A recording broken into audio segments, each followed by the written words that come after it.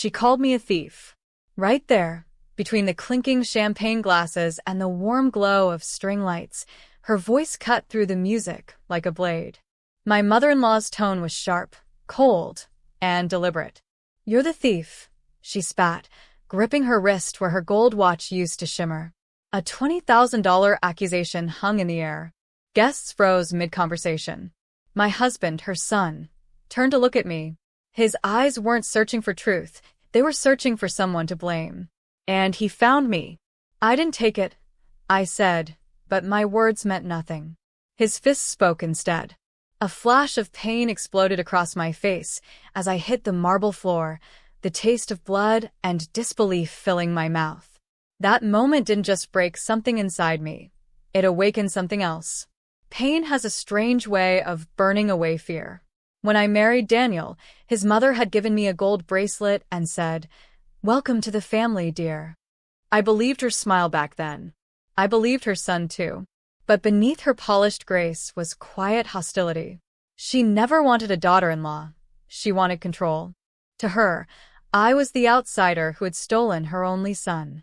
Every insult came wrapped in politeness. Every act of kindness carried the weight of a reminder that I didn't belong. Still, I stayed patient. I told myself she would change once she saw how deeply I loved him. But cruelty doesn't fade. It festers. Daniel began to echo her words. "She's just trying to help," he'd say whenever his mother mocked my cooking, my clothes, or even the way I spoke. Slowly, I became invisible in my own home, only noticed when something went wrong.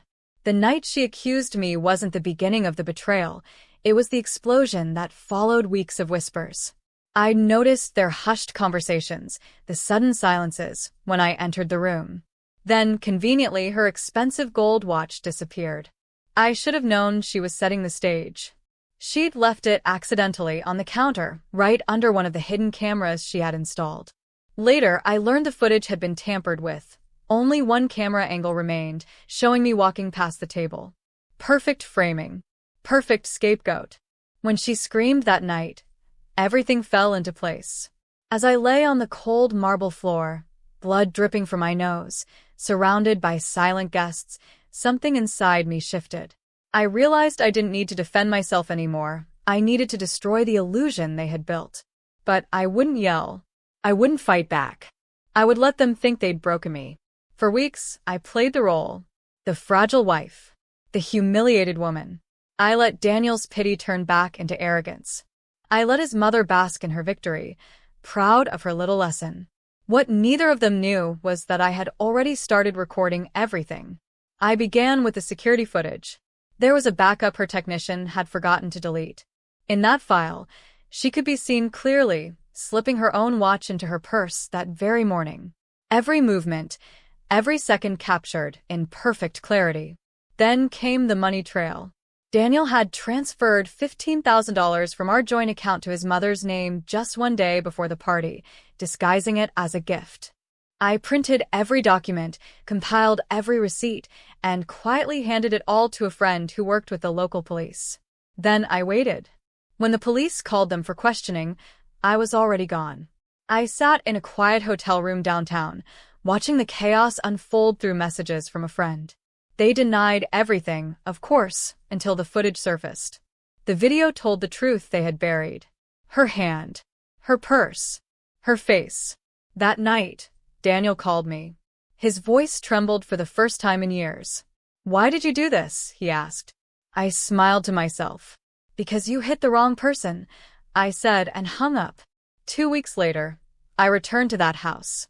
Not as his wife, but as a stranger walking through the ruins of what used to be my life. He opened the door, unshaven, hollow-eyed. His mother sat silently on the couch, her shame thick in the air. I placed the divorce papers on the table. "This is me returning what doesn't belong to me," I said, echoing her words from that night. Daniel looked at me, voice breaking. "You ruined us." I tilted my head slightly. "No, Daniel. You ruined us when you chose to believe her instead of me." And then I walked away. The court gave me half of everything, but what I really gained was peace.